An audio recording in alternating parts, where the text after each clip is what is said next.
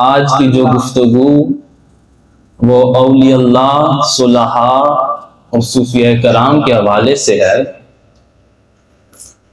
اور آج ان اولیاء اللہ کا ذکر اس لیے کر رہے ہیں کیونکہ یہ ہمارے گناہوں کا کفارہ کا سبب بنتا ہے۔ جس طرح نبی کریم صلی اللہ علیہ وآلہ وسلم نے فرمایا کہ ذکر الانبیاء من العبادہ وذکر الصالحین کفارۃ الذنوب، یعنی انبیاء کرام علیہ السلام کا ذکر عبادت ہے اور صلحاء اولیاء اللہ کا ذکر گناہوں کا کفارہ ہے۔ تو آج ہم ایسے اولیاء اللہ کا ذکر کر رہے ہیں اور ان کے ذکر کے ساتھ ساتھ یقیناً ہمارے گناہ بھی بخش دیے جا رہے ہیں۔ قرآن مجید میں اللہ تعالیٰ نے ارشاد فرمایا کہ وَاصْبِرْ نَفْسَكَ مَعَ الَّذِينَ يَدْعُونَ رَبَّهُمْ بِالْغَدَاةِ وَالْعَشِيِّ يُرِيدُونَ وَجْهَهُ، یعنی اے بندہ تو اپنی جان کو اس طرح جما کے رکھ، خوب اس طرح جما کر بیٹھا رہے کن لوگوں کی مجلس میں؟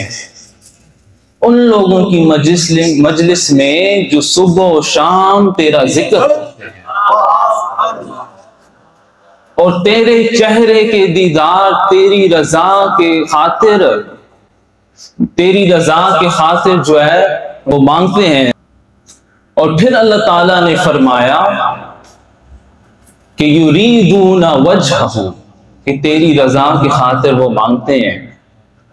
وَلَا تَعْدُ عَيْنَاكَ عَنْهُمْ، کہ صرف یہ نہیں کہ اپنی جان کو جو ہے جما کر ان کی مجلس میں بیٹھا کر، بلکہ اپنے جسم کو ان کی مجلس میں اس طرح جمع رہے اور تمہاری نگاہیں ان کے چہرے پر جمی رہے، یعنی اپنی نگاہوں کو ان کے چہروں سے مت ہٹانا۔ کیوں؟ تُرِيدُ زِينَةَ الْحَيَاةِ الدُّنْيَا، کہ اگر تو نے اپنی نگاہوں کو ان کے چہرے سے ہٹایا تو پھر دنیا کی زینت میں پھنس جاؤ گے۔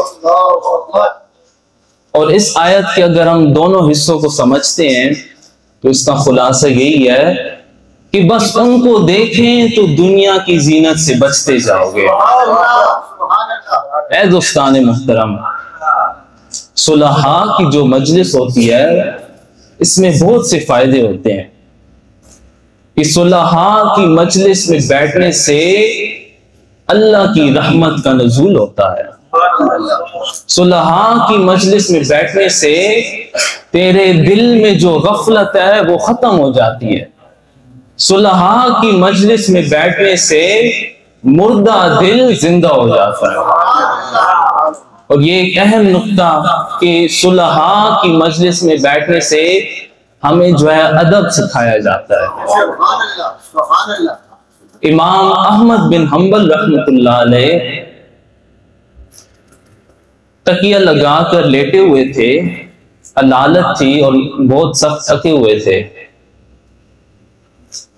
اور ساتھ ہی معاشرے کے جو بزرگان دین، بزرگیں اور جوان اور عوام وغیرہ اکٹھے ہوئے تھے، اسی طرح مجلس ہو رہی تھی۔ تو وہ جو بزرگ ہیں وہ کچھ گفتگو کر رہے تھے، اور ان کے گفتگو کے دوران انہوں نے اس دور کے ایسے کوئی اللہ کے ولی کا ذکر کیا، اور وہ بھی امام احمد بن حنبل کی مجلس میں۔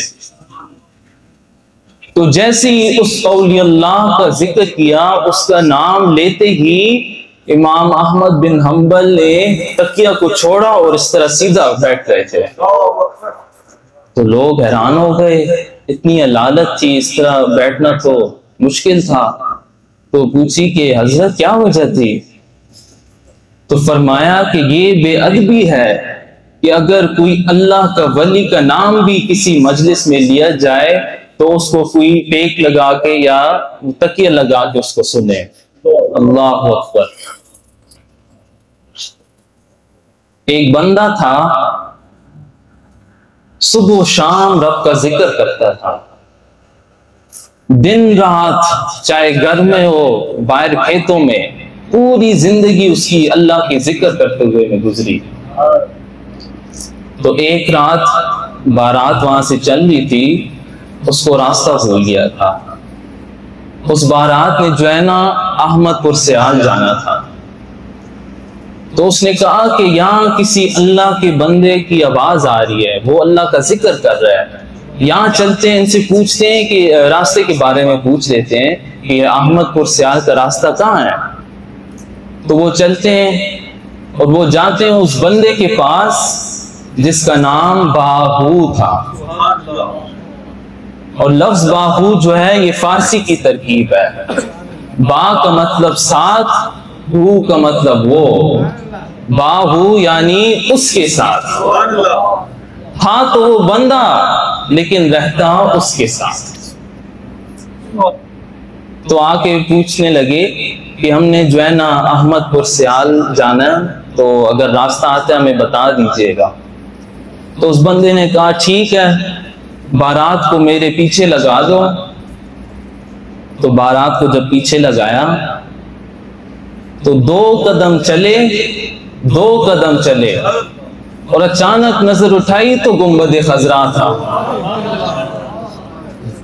اب وہ لوگ تھے بھی بارات والے، جو سامنے تھا اس کی جو ہے نا وہاں پہ کس کو دیکھنا تھا، انہوں نے تو دلہن کو جا کے لینا تھا، اس کی تلاش میں کہا گیا۔ تو اس بندے سے پوچھتے ہیں کہ اے اللہ کے بندے، یہ ہمیں کہاں لے کر کے آئے ہو؟ ہم نے تو احمد پور سیال جانا ہے۔ تو وہ بندہ کہتا ہے کہ میں تو بس ایک ہی احمد پور کو جانتا ہوں، کہ میں تو بس ایک ہی احمد پور کو جانتا ہوں۔ یہ جو اللہ والے ہوتے ہیں نا، یہ صرف ایک ہی احمد پور کو جانتے ہیں۔ تو دعا ہے کہ اللہ تعالیٰ ہم سب کو یہی ذکر اور اسی فکر پر استقامت نصیب فرمائے۔ وما علینا الا البلاغ المبین۔